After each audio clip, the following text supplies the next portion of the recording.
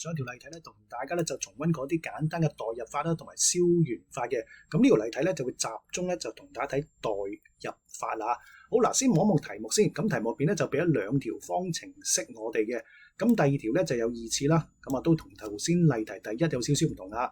嗱，不過咧你見到咧佢第二條嘅方程咧，佢寫出嚟嘅時候咧係 y 等於乜乜乜乜，而上高某個位置咧亦都有 y 出現咗嘅。咁於是乎咧，我哋個代入法咧就非常之好用啦。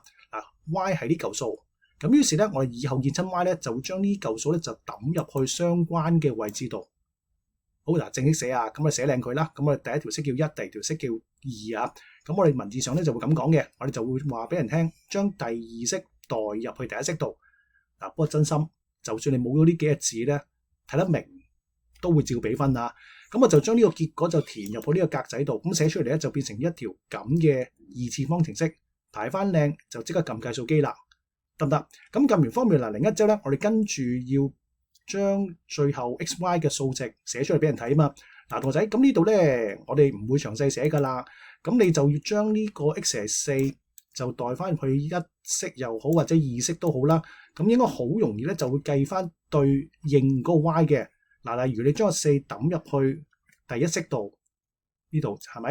咁啊4加乜嘢係正一咧？咁當然就係-3啦。咁問題就係點寫個答案啦。咁我哋嘅答案寫法咧，其實係模仿緊佢呢度嘅做法嘅。OK， 咁啊寫出嚟咁啊，當 x 係4嘅時候，咁對應個 y 係-3。咁呢個符號咧，其實代表同時間及咁嘅意思。咁你有兩個答案啊嘛，咁啊即係要代兩次咯。咁你另一個代入去嘅時候咧，就會計到對應個 y 咧就係正3。咁呢個就係另一組答案。咁呢兩組答案中間個連接詞咧，我哋就會寫個或字嘅。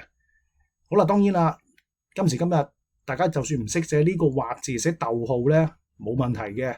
不過咧就希望大家咧就學得好少少，同一組一齊發生嘅，我哋會用呢個符號表示同時間及咁嘅意思。有幾組答案嘅，咁我就用個或字將佢哋擺埋一齊。